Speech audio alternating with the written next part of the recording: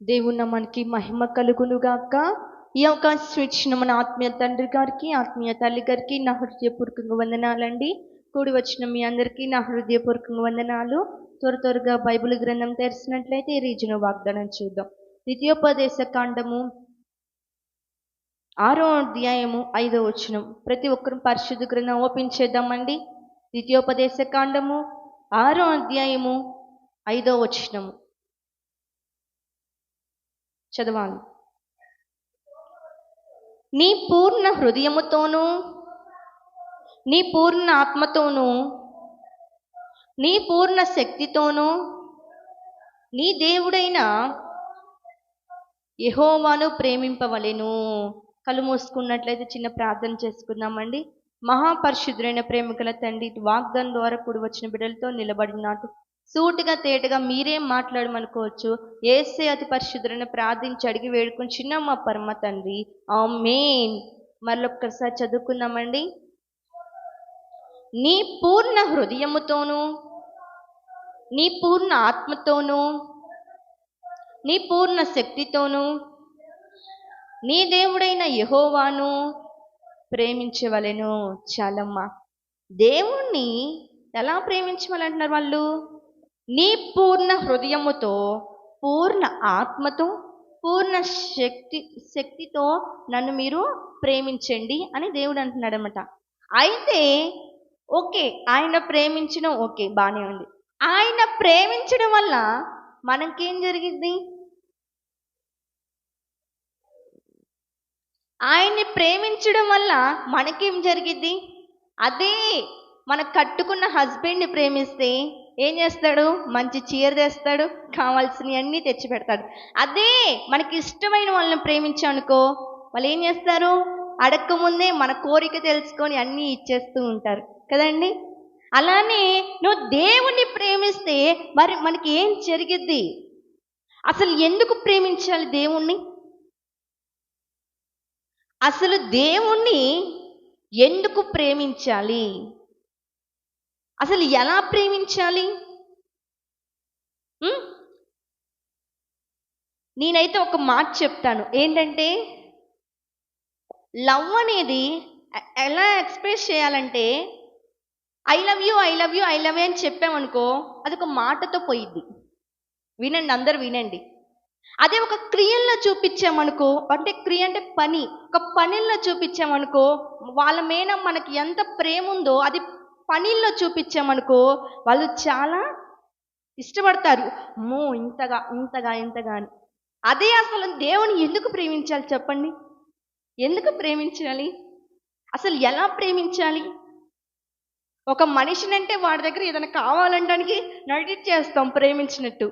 కానీ అసలు దేవుని ఎందుకు ప్రేమించాలి? ఎలా ప్రేమించాలి? నా వాగ్దానం ఒక టైటిల్ కూడా అదే, ఎందుకు ప్రేమించాలి, ఎలా ప్రేమించాలి. చూద్దామా? రోమాపత్రిక 8వ అధ్యాయము 28వ వచనం.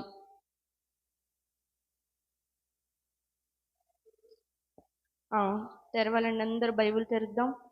8వ అధ్యాయము 28వ వచనం.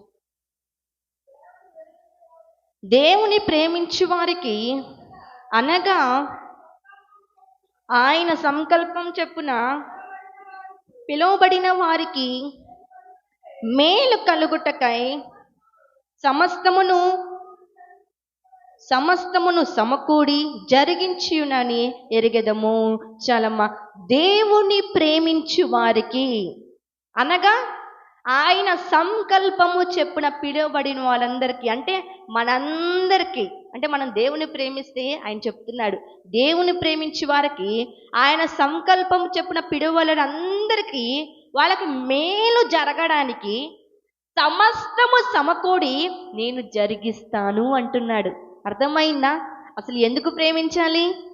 ఎందుకు ప్రేమించాలంటే, మనకు మేలు జరగడానికి, సమస్తము సమకూడి మన పట్ల జరగడానికి ఆయన్ని ప్రేమించాలి. మొదటిగా ఈ రోజున మనము ఆయన ప్రేమించడం చేత కాదు, కానీ ఆయన ప్రేమని మనం కోరుకోము, కానీ ఆయన కోరుకుంటున్నారు. ఆయన మనం ప్రేమిస్తున్నాడు. ఈ రోజున నీకు నువ్వే ఆయనకు పరిచయం చేసుకున్నావా? ఆయన నీకు పరిచయం అయ్యాడా? చెప్పండి ఒక్కసారి. ఆయనే మనకు పరిచయం అయ్యాడు. అలాంటిది ఆయనే మొదటగా మనల్ని ప్రేమిస్తున్నాడు. నీ ప్రేమ ఆయన కావాలనుకుంటున్నాడు. ఎందుకు కావాలనుకుంటున్నాడు? అది నీ మంచి కోసమే, అది నీ మేలు జరగడానికే ఆయన నిన్ను ప్రేమించమంటున్నాడు. ఈ రోజున మేలు కోసం చాలా మంది అక్కడికిక్కడికి తిరుగుతున్నారు. వింటున్నాం మనము కూడా. ఎందుకంటే మేలు లేక, ఇంట్లో సమాధానము లేక, జాబులు లేక పిల్లలకి అక్కడికిక్కడికని తిరుగుతున్నారు, కుటుంబంలో సంతోషము లేక అని. కానీ అదే నువ్వు ఈ రోజున ఆయన్ని ప్రేమిస్తే ఒక్కదాని కోసం షాప్కి వెళ్తారండి. ఇప్పుడు ఫర్ సపోజ్ డీమార్ట్కి వెళ్ళామనుకోండి, అక్కడ మంచి శారీస్ ఉంటాయా? లేకపోతే సౌత్ ఇండియన్కి వెళ్ళామనుకోండి, అక్కడ సరుకులు దొరుకుతాయా? దొరకవు కదా. అన్నీ ఒకే చోటు ఎక్కడుంటాయి అంటే ఈయన దగ్గరే ఉంటాయి. అదే ఆయన అంటున్నాడు ఏమని? సమస్తమును సమకూడి మీ మేలుకే నేను జరిగిస్తానంటున్నాడు. ఒక చోటే ఎక్కడ ఏ వస్తువు దొరకదు, కానీ మీకున్న అవసరతలు ప్రతి ఒక్క అక్కర్లు ఆయన దగ్గరే ఉన్నాయి. అది మన మేలుకే, మన మేలు జరగడానికే ఆయన చేస్తానంటున్నాడు. ఎప్పుడు? ఆయన ప్రేమించి వారికి మాత్రమే. అక్కడ ఏమైనా ఉందా? ప్రేమించిన వాళ్ళకేనా, లేకపోతే ప్రేమించిన వాళ్ళకు కూడా ఉందా? ఒక్కసారి చదువమ్మ మళ్ళీ. దేవుడిని ప్రేమించు వారికి, అనగా ఆయన సంకల్పము చెప్పున పిలువబడిన వారికి, దేనికంట? మేలు కలుగుటకై సమస్తము. ఒకటా రెండా? ప్రార్థన చేసేటప్పుడు ఒకటే అడుగుతాం, కానీ లోపల చాలా ఉంటాయి అవసరాలు. ఒక్క అంశం గురించే ప్రార్థన చేస్తాం, కానీ చాలా బాధలు ఉంటాయి.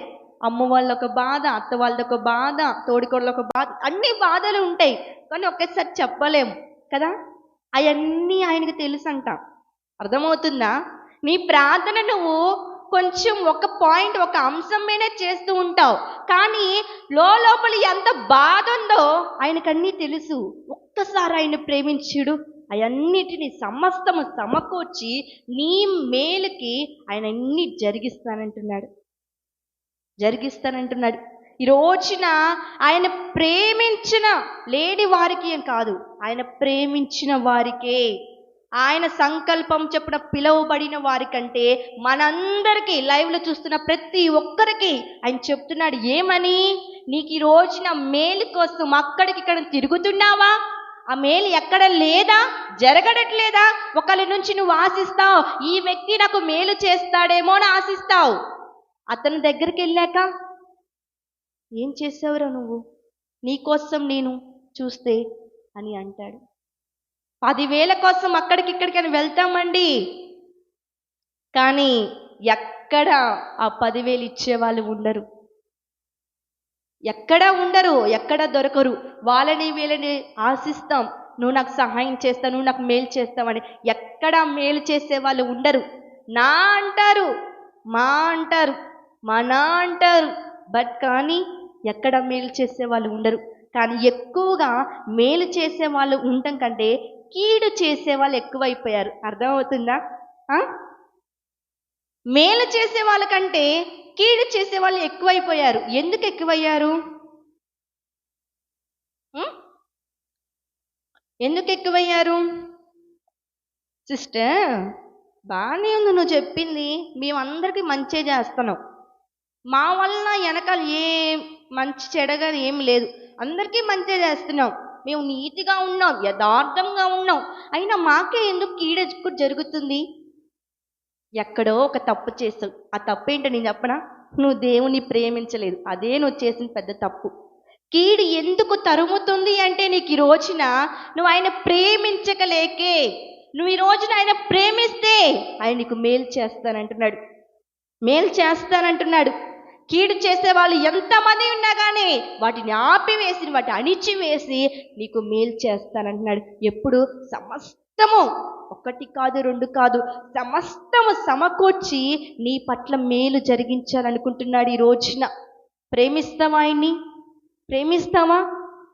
మొదటగా ఆయన ప్రేమిస్తే మనకి మేలు కలిగి సమస్తము సమకూడి మన పట్ల జరుగుతాయి అంట. మరి రెండో మాట చూద్దామా, ఆయన ఎందుకు ప్రేమించాలో. సామెతల గ్రంథము 8వ అధ్యాయము 28వ వచనం. అసలు ఆయన ప్రేమిస్తే ఎంత బాగుంటుంది ఈ మాట. ఒక్కసారి చదవండి అందరూ. చదవాలి. నన్ను ప్రేమించిన వారికి ఆస్తి కత్తలుగా చేయుదును, వారి నిధులను నింపుతాడంట. మీ బీరువాలన్నీ నింపేస్తాడంట. ఎప్పుడు? నువ్వు ఆయన ప్రేమిస్తే. చాలా మంది ఏం చేస్తారంటే బీరువా దగ్గరికి వెళ్ళి బాధపడుతూ ఉంటారంట. ఏం చేస్తారు? బాధపడతారు. అందరు బీరువాళ్ళు ఏమో డబ్బులన్నీ, చీరలన్నీ, బంగారాలన్నీ ఉన్నాయి. మా బీరువా ఎందుకు ఇట్లా ఖాళీగా ఉంది, ఎప్పుడు నింపుతా వేస్తే అని చెప్పేసి బాధపడతారంట. ఈరోజు నువ్వు బాధపడాల్సిన అవసరం లేదు. ఎందుకు? నువ్వు ఆయన ప్రేమిస్తే ఆయన ఏం చేస్తాడు? ఆటోమేటిక్గా నింపేస్తాడు నీ యొక్క నిధుల్ని, నీ యొక్క బీరువా, నీ యొక్క లాకర్ని అన్నిటిని నింపేస్తాడు. ఎప్పుడు? నువ్వు ఆయన ప్రేమించినప్పుడు. నువ్వు ఆయన ప్రేమిస్తే చాలు, ఆయన నీ యొక్క నిధుల్ని నింపుతాడు, నేను ఆస్తికర్తలుగా చేస్తాడు. ఈ మాట వినటానికి చాలా క్రిటికల్గా మంచిగా ఉండదు.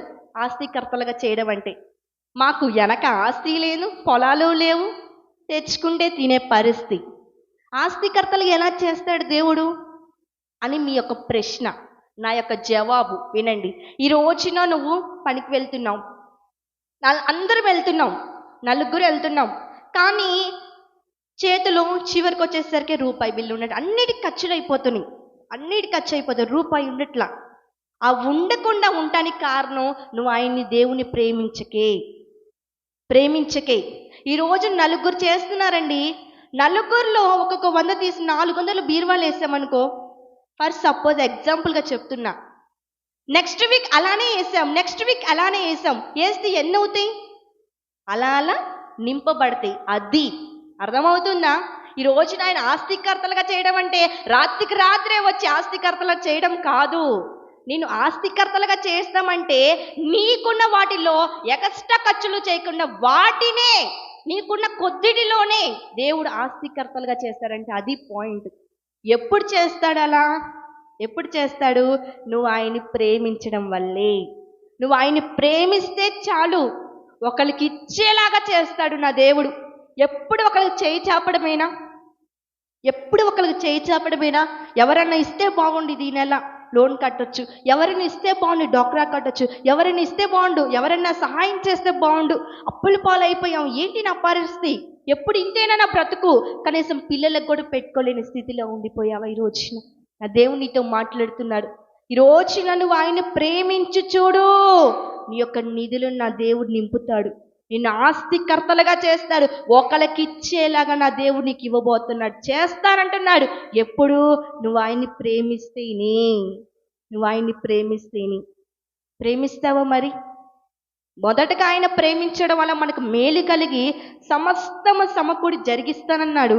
రెండో మాట, నువ్వు ఆయన ప్రేమించడం వల్ల నేను ఆస్తికర్తలుగా చేస్తాను, నీ యొక్క నిధులు నింపి ఒక్కరికి ఇచ్చే స్థాయిలో నిన్ను నిలబెడతానంటున్నాడు. ఎంత గొప్ప మాట అండి. ఎప్పుడు ఒకరికి ఇలా చాపితే ఇచ్చే వాళ్ళకే మనం ఇచ్చామనుకో, ఎంత సంతోషం, దాంట్లో ఎంత సంతోషం ఉంటుంది. అలా చేస్తానంటున్నాడు నా యేసయ్య నీ పట్ల. ఎప్పుడు? నువ్వు ఆయన్ని ప్రేమించినప్పుడు. మూడో మాట చూద్దామా? కీర్తనల గ్రంథము, సామెతల గ్రంథంలో ఇంకొక మాట కూడా ఉంది, చూడండి ఒకసారి. 8వ అధ్యాయము 17వ వచనం. నన్ను ప్రేమించు వారిని నేను ప్రేమించాలమ్మా. నన్ను ప్రేమిస్తే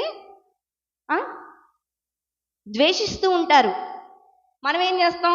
ప్రేమిస్తూనే ఉంటాం, వాళ్ళని ఇష్టపడతానే ఉంటాం, వాళ్ళు మంచి కోరుతానే ఉంటాం. అయినా మనం చూసి వాళ్ళు శత్రువులాగా ప్రవర్తిస్తూ ఉంటారు. ఏం చేస్తారు? శత్రువులాగా ప్రవర్తిస్తారు. మనల్ని చూసి చీ అనుకొని వెళ్ళిపోతారు. అయినా మనం తుడుచుకొని వాళ్ళ అంబటే వెళ్తూ ఉంటాం కదా. అలాంటి స్థితిలో కూడా నువ్వు దేవుని నువ్వు ప్రేమించి చూడు, వాళ్ళే నిన్ను ప్రేమిస్తారు, ఖచ్చితంగా ప్రేమిస్తారు. ఈ రోజున మొదటగా మనం ఏం చేయగలగాలి? దేవుని ప్రేమించాలి. రెండోదిగా నిన్ను వల్ల నీ పొరుగువాడిని ప్రేమించాలి. అంటే మనం దేవుని ప్రేమిస్తే వాళ్ళు ఎంతమంది నిన్ను చూసి చీకొట్టినా, నువ్వు ఇష్టం లేదని నిన్ను రిజెక్ట్ చేసినా, వాళ్ళే నీ దగ్గరకు వచ్చి ప్రేమగా మాట్లాడతారు. ఎప్పుడు? అది కూడా దేవుని ప్రేమించడంలోనే ఉంది, తెలుసా? నువ్వు దేవుని ప్రేమిస్తే చాలు. ఎందుకు ప్రేమించాలి? ప్రేమించడం వల్ల మనకేం జరిగిద్ది అని ఉంది కదా. ప్రేమించడం వల్ల ఇవన్నీ జరుగుతాయి. ఆయన సంకల్పం చెప్తే పిలువబడిన మనందరికీ మన జీవితంలో మేలు జరగడానికి సమస్తము సమకూడి జరిగిస్తానంటున్నాడు. ఆస్తికర్తలుగా చేస్తానంటున్నాడు, ఒకరికి ఇచ్చేలాగా చేస్తానంటున్నాడు, మన బీరువాలు లాకర్లన్నీ నింపుతానంటున్నాడు. ఎవరు నిన్ను ద్వేషిస్తున్నారో వాళ్ళే నిన్ను ప్రేమించేలాగా చేస్తానంటున్నాడు. మూడో మాట చూడండి ఒక్కసారి, కీర్తనల గ్రంథము 91వ అధ్యాయము 14వ వచనం.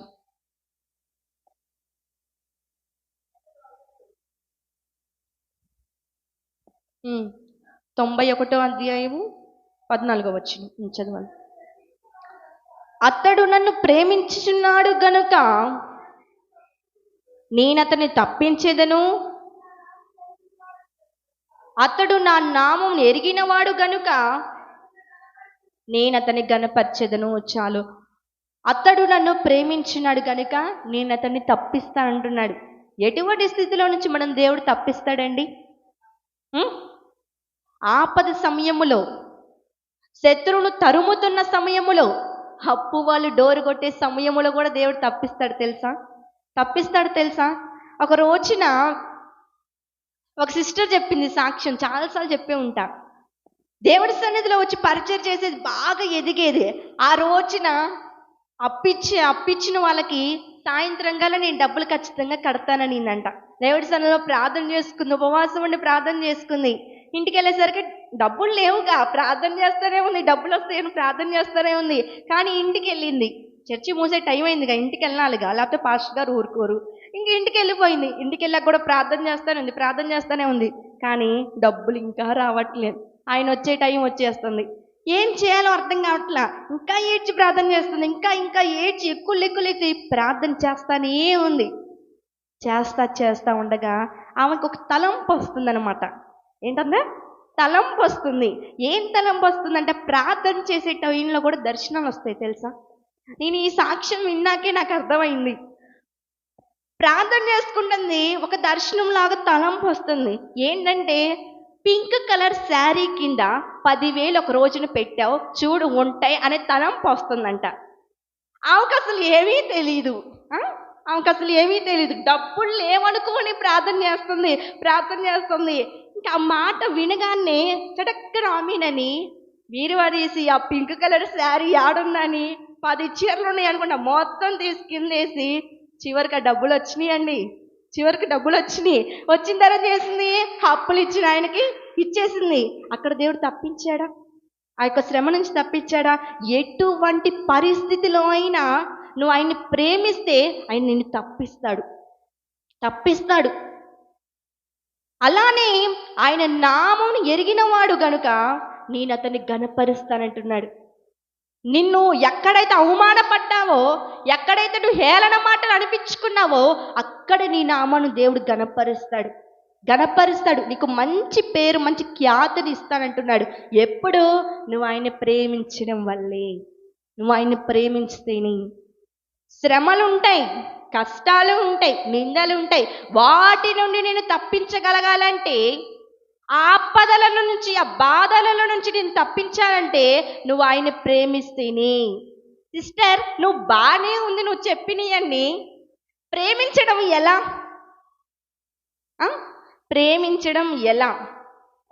ప్రేమించడం వల్ల మనకేం జరిగిద్ది? ఫస్ట్గా మేలు జరిగిద్ది, సమస్తం సమకూడి జరుగుతాయి. నెక్స్ట్ ఏం జరుగుతాయి? ఆస్తికర్తలుగా చేస్తాడు, ఒకరికి ఇచ్చేలాగా మన దేవుడు నిలబెడతాడు, మన యొక్క నిధులని నింపుతాడు.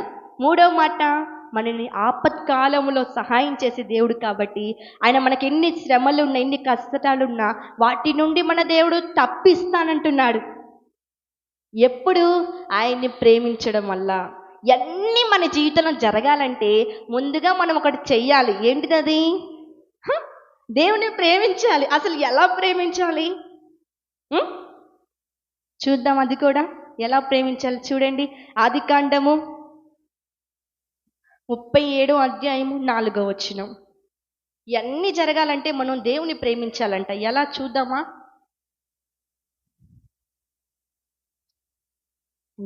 చూడండి 37:4. అతని సహోదరులు తమ తండ్రి అతనిని తమ అందరికంటే ఎక్కువగా ప్రేమించుట చూచినప్పుడు వారు అతని మీద పగబట్టి అతని క్షేమ సమాచారమునైనను అడగలేక పోయిరి. ఎవరండి వాళ్ళు? యాకోబుకి ఎంతమంది పిల్లలు? ఏంటండి? యాకోబుకి ఎంతమంది పిల్లలు? ఒకసారి చదవండి 3వ వచనం కూడా. మరియు యోసేపు ఇజ్రాయేలు వృద్ధాప్యమందు పుట్టిన కుమారుడు గనుక కుమారులందరికంటే ఎక్కువగా అతన్ని ప్రేమించి అతని కొరకు విచిత్రమైన నిలువుటంగి కుట్టించును. చాలమ్మా. యాకోబుకి ఎంతమంది పిల్లలు? 12 మంది. ఇస్సాకుకి 2 పిల్లలండి. యాకోబుకి 12 మంది పిల్లలు. ఆ 12 మందిలో పిల్లలలో 11వ వాడు ఎవరంట? యోసేపు. ఎందుకు యోసేపు అంత ఇష్టంగా అంటే, యోసేపు వాళ్ళ అమ్మ రాహేలు తనకి ఇష్టమైన భార్య. రాహేలు ఎంతమంది భార్యలు ఆయన గుర్తున్నారా? 2 భార్యలు. మొదటి భార్య పేరు లేయా, రెండో భార్య పేరు రాహేలు. రాహేలుని ఎక్కువగా ఇష్టపడేవాడు. తనకి పుట్టిన మొదట బిడ్డ యోసేపు 11వ వాడు అనమాట. అయితే ఆ రోజున అందరికీ అంగీలు కుట్టించాడు. ఎవరు? తన తండ్రి యాకోబు అందరికీ మంచి బట్టలు ఇచ్చాడు, అంగీలు కుట్టించాడు. కుట్టించిన కానీ తనకి ఇష్టమైన కుమారుడు యోసేపుకి ఏం చేశాడు? ఏం చేశాడు? అందరికంటే విచిత్రమైన, మంచిగా చూస్తే ఇంప్రెషన్ అయ్యేలాగా మంచిగా ఒక నిలువు టంగిని కుట్టించాడు. మంచి డ్రెస్ తెచ్చాడు అనమాట. తెచ్చినప్పుడు తన సహోదరులందరూ ఏం చేస్తున్నారు? అసూయ పడుతున్నారు, కోపం తెచ్చుకుంటున్నారు. ఇప్పుడు అందరికీ ఒక 10 మందికి మొన్న ఏం జరిగిందండి? మీటింగ్స్లో, బెల్లంకొండ మీటింగ్స్లో అందరూ ఒకే కలర్ శారీ కట్టారు. నేను ఒక్కదాని ఒక శారీ కట్టా. అందరూ ఎవరిని చూస్తారు? విచిత్రంగా ఉన్న వాళ్ళనేగా చూసేది. అలానే 12 మంది ఉన్నారు, అందరూ ఒకే కలర్లా ఉన్నారు. కానీ యేసేపు మాత్రం ఒక్కడే ఒక విచిత్రమైన అంగి కుట్టించాడు తన తండ్రి. కుట్టించినప్పుడు అందరు అసూయపడుతున్నారు, మిగతా అన్నదమ్ములు అందరూ అసూయపడుతున్నారు.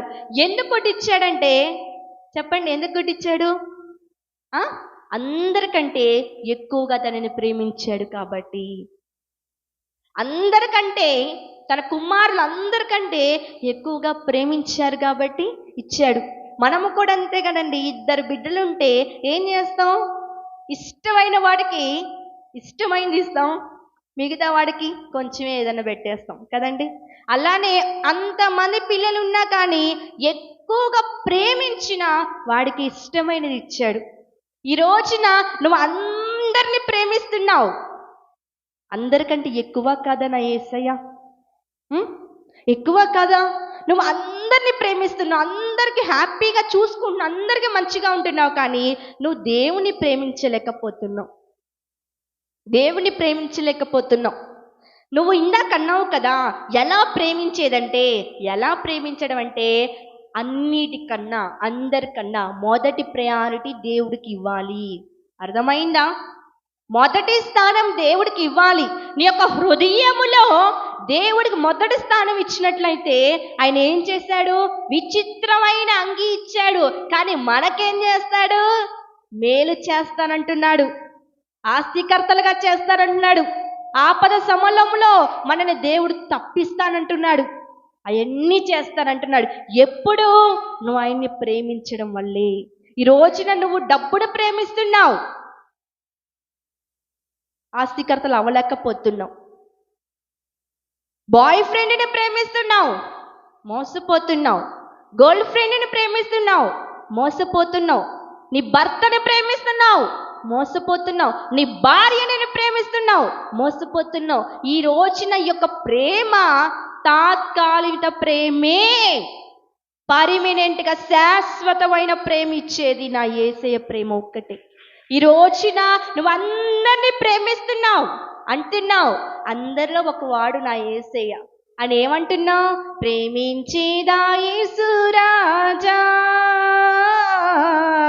నిన్నే ప్రేమించేదా, ప్రేమించేదా, ప్రేమించేదా.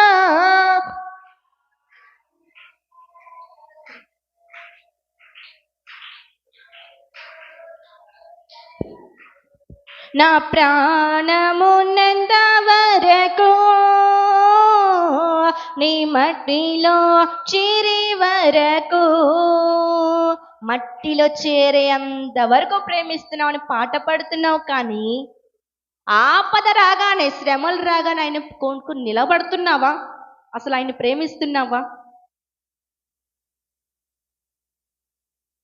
10,000 పెట్టి భర్త చీర రాగానే ఈ ప్లేసు, దేవుడికి ఇచ్చిన ప్లేస్ పక్కన పెట్టి భర్తను ఎక్కించుకుంటున్నావు నీ యొక్క హృదయంలో.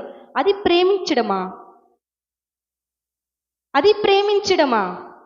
1000 రూపాయలు ఇస్తాను రా ఈరోజు ఆపు మందిరానికంటే ఆ ధనమును చూసుకొని వెళ్తున్నావు. అది ప్రేమించడమా? అది ప్రేమించడం అంటారండి? అది ప్రేమించడం అంటారా?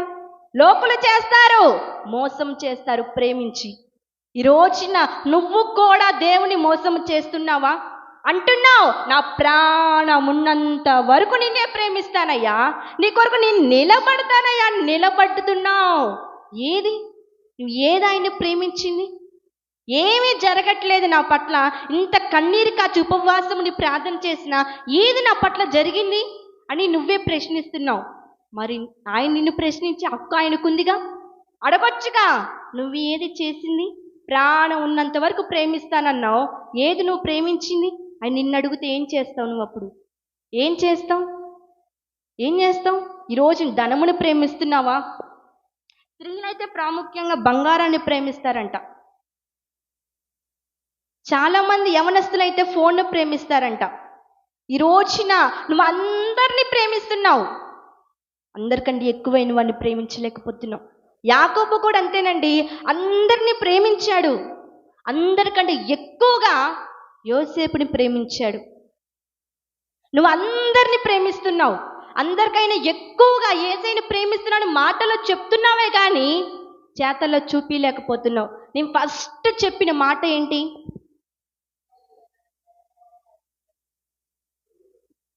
ఫస్ట్ నేను చెప్పా ఏం మాట? ఈరోజు సాయంత్రం మీ ఇంటికి వెళ్ళి మీ హస్బెండ్ దగ్గరికి వెళ్ళి ఐ లవ్ యూ అని చెప్పండి. ఏం చేస్తారు? పిచ్చేమన్నా పట్టిందా, నువ్వేం ఎట్టు చెప్తున్నావు అంటారు కదా. అదే నువ్వు క్రియల్లో చూపిస్తే ఎంత ప్రేమ ఉందో నాకు అందుకని మంచిగా వండి పెట్టింది అంటారు కదా. అలానే నువ్వు ఈ రోజు చెప్తున్నావు, ఏమి యూస్ దానివల్ల? క్రియల్లో చూపిలేకపోతున్నావు. చెప్తున్నావు నువ్వంటే నాకు ఇష్టం అయ్యా అని, మరి ఎన్నింటికి మందిరానికి వచ్చేది? ఉపవాసం ఉండేది ఎప్పుడు? ఆయన కొరకు నిలబడేది ఎప్పుడు? పరిచర్య చేసేది ఎప్పుడు? చెబుతున్నావు, క్రియల్లో చూపిలేకపోతున్నావు. ఎందుకు? యవనస్తులు కూడా అంతే, మాటలో చెప్తారు నువ్వు లేకపోతే నేను బ్రతకలేనని, తర్వాత తెలిసింది మోసం చేస్తారని. ఈరోజు నువ్వు కూడా అదే స్థితిలో ఉండిపోయావా? అదే స్థితిలో ఉన్నావా? చెప్తున్నావు, క్రియల్లో చూపిలేకపోతున్నావు. ఆ ప్రేమ కోరట్లేదు ఆయన ఆ ప్రేమ కోరట్లా. ఆయన ఏమంటున్నాడు? అందరినీ ప్రేమిస్తున్నావు, అందరికంటే ఎక్కువైన వాడిని నేను కదా, నీకు ఏది అడుగుతే అది ఇస్తున్నానుగా, ఎన్ని శ్రమలున్నా తప్పిస్తున్నానుగా, డబ్బులు లేకపోతే డబ్బులు, కష్టాలున్నాయి తప్పిస్తున్నాడు, వాటన్నిటిని తప్పిస్తున్నాడు. కానీ ఆయన ఏమడుగుతున్నాడండి? ఏమడుగుతున్నాడు? ఏమడుగుతున్నాడు? ఈ యొక్క మనసునే కానీ, యొక్క హృదయాన్నే కానీ అడుగుతుంది. హృదయమునేగా అడుగుతుంది. అక్క, మనసు ఆ యొక్క హృదయంలో చోటు కూడా ఇవ్వలేకపోతున్నావు. నీ యొక్క బంగ్లా అడుగుతున్నాడా? నీ పొలాలు, ఆస్తులు, నీ వెండి బంగారం అని అడుగుతున్నారా? అడగట్లేదు కదా. ఏం అడుగుతున్నాడు ఈ రోజున? ఏమడుగుతున్నాడు? నీ హృదయాన్ని అడుగుతున్నాడు. ఆయన నువ్వు ప్రేమిస్తే చాలమ్మా, నువ్వు ప్రేమిస్తే చాలు, నీకు ఏది కావాలంటే అది ఇస్తానంటున్నాడు. ఆ ప్రేమే నువ్వు చూపించలేకపోతున్నావు. మాటలకు చెప్తున్నావు, క్రియల్లో చూపించలేకపోతున్నావు. ఎందుకు? కన్నీరు కాచి ఉపవాసం ఉండి ప్రార్థన చేస్తున్నావు, అదంతా వ్యర్థమైంది. ఒక రోజున నువ్వు ఆయన్ని ప్రేమించకపోతే నువ్వు చేసేదంతా సున్నానే, నో యూస్. నువ్వు చేసిన ఉపవాసం కూడా. ఒక్కసారి ఆయన్ని ప్రేమించి చూడు, ఆయన్ని ప్రేమించి చూడు. గొప్ప కార్యం నీ పట్ల ఆయన చేస్తాడు. ఈ రోజున ఇంతవరకు నేను చేసిన ఫాస్టింగ్ ప్రేయర్కి జవాబు రావట్లేదంటే మేబీ ఇదే కారణం అవ్వచ్చు. నువ్వు చేస్తున్న ఉపవాస ప్రార్థనకి జవాబు రావట్లేదంటే ఇదే కారణం అవ్వచ్చు. నువ్వు ఆయన ప్రేమించకపోవడం వల్లే నువ్వు ఇంకా శ్రమల్లో ఉండిపోతున్నావేమో, ఇంకా కష్టాలు పడుతున్నావేమో, ఇంకా నిందలు పడుతున్నావేమో. ఆయన ఏమీ అడగలేదండి, ఒక్క ప్రేమే ఆ నీ దగ్గర నుంచే కోరుకుంటున్నాడు. నీ దగ్గర నుంచే కోరుకుంటున్నాడు. ఎలా ప్రేమించాలి? ఎలా ప్రేమించాలి? అందరికంటే ఎక్కువగా ప్రేమించాలి. ప్రేమిస్తావా? ఈ రోజున నేను అందరికంటే ఎక్కువగా పాస్టర్ గారిని ఇష్టపడతాను. మా నాన్నని నాకు ఇష్టం, మా అమ్మ కూడా ఇష్టమే. కానీ ఒక రోజున నాకు బాగోని స్థితి, చనిపోయే స్థితికి వెళ్ళినప్పుడు మా నాన్న రాలేదన్నమాట. నాకు చాలా కోపం వచ్చింది. చనిపోయే స్థితికి వెళ్ళినా కానీ రాలేదేంటి అని కోపం వచ్చింది. కోపం వచ్చిన తర్వాత అక్కడ ఫోటో ఉంది కదా, నాకు ఆ ఫోటోనే కనపడింది. యేసయ్య ఒక అతన్ని హత్తుకున్నట్టు అదే ఫోటో కనపడింది. నిజంగా తండ్రి కంటే ఎక్కువగా యేసయ్యనే ప్రేమించాలి, ఆయనే కాపాడుతాడేమోనని ఆ రోజు నుంచి ఈ క్షణం వరకు నేను ఒకటే ప్రార్థన చేస్తా, యేసయ్య నా హృదయంలో మొదటి స్థానం, చివరి క్షణము వరకు నీవే ఉండాలి. మధ్యలో ఎంతమంది వచ్చినా ఎవ్వరు నా హృదయంలోకి ఎక్కకూడదు, నువ్వే ఉండాలి అని నేను తీర్మానం కూడా తీసుకున్నాను. కాబట్టి ఏ ట్రైనింగ్ పొందకుండా ఈ విధంగా నిలబడగలుగుతున్నా. ఈ రోజున ఏ శ్రమలు వచ్చినా కానీ, ఏ కష్టాలు వచ్చినా, ఏ నిందలు వచ్చినా కానీ వాటిని నా దేవుడు తప్పిస్తున్నాడంటే మా పట్ల మేము ఆయన హృదయంలో మొదటి స్థానం ఇచ్చాము. కాబట్టి ఈ రోజున ఇన్ని శ్రమలు, ఇన్ని నిందలు, ఇన్ని అవమానాలు, ఇన్ని వేదనలు, నువ్వు చేసిన ప్రార్థనకి జవాబు రావట్లేదంటే మేబీ ఇదే కారణం అవ్వచ్చేమో. ఒక్కసారి ఆలోచించు. ఆయన కోట్లు అడుగుతలేదండి, నీ పట్టు చీరలు అడగట్లా, నీ బంగారాలు అడగట్లా, ఒక్కటి అడుగుతున్నాడు, ఆయన్ని ప్రేమించే మనస్సు.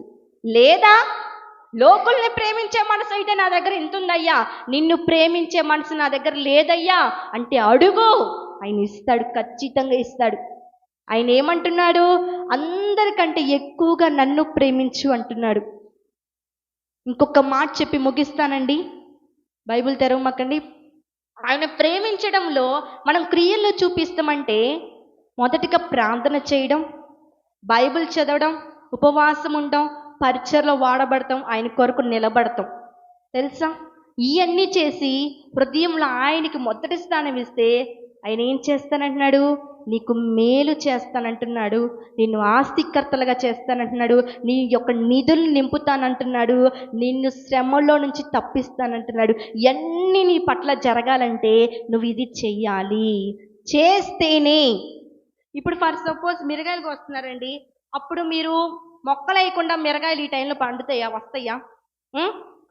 మొక్కలు ఏమేయలా, మిరగాయలు కొయ్యాలి, నేను వస్తాయా? రావుగా. మరి ఇది నువ్వు చేస్తేనే అది నీకు ఇచ్చేది. అర్థమవుతుందా? నువ్వు అవి చెయ్యి, ఎంత ఈజీ అండి ఆయన ప్రేమించడం, క్రియల్లో చూపించడమే. ఆయన కొరకు నిలబడతామే క్రియల్లో చూపిస్తామంటే, ఈ చెప్పలా ప్రార్థన చేయడం, బైబిల్ చదవడం, పరీక్షలో వాడబడతాం, ఉపవాసం ఉంటాం, ఆయన కొరకు నిలబడతాం, హృదయంలో మొదటి స్థానం ఇస్తాం. ఇదే క్రియలో చూపించడం అంటే. ఇవన్నీ నువ్వు చేసావంటే నీకు ఖచ్చితంగా నా దేవుడు మేలు చేస్తాడు. చేయనటి దేవుడు కాదండి, వాగ్దానం చేసిన దేవుడు, నమ్మదగినవాడు, నీకు సహాయము చేసే దేవుడు. తప్పిస్తాడు శ్రమల్లో నుంచి, నిన్ను ఆస్తికర్తలుగా చేసి ఒకళ్ళకి ఇచ్చే స్థాయిలో నా దేవుడు నిన్ను నిలబెడతాడు. లేదా ప్రేమించే మనసు లేదా? అడుగుతావా నువ్వు ఈ రోజున? అడుగు, నాకు ప్రేమించే మనసు ఇవ్వయ్యా. మొక్కలేని అందరు ప్రార్థన చేసుకున్నాం. అయ్యా, ఇప్పుడు వరకు నేను లోకాన్ని ప్రేమించా, లోకులు ప్రేమ కోసం వెంపర్లాడిపోయా, నాకు నీ ప్రేమ కావాలయ్యా. మాటల్లో చెప్తున్నా నా ప్రాణం ఉన్నంత వరకు నిన్నే ప్రేమిస్తానని, కానీ క్రియల్లో చూపించలేకపోతున్నా, నన్ను క్షమించయ్యా. నిన్ను ప్రేమించే మనస్సు నాకు ఇవ్వయ్యా.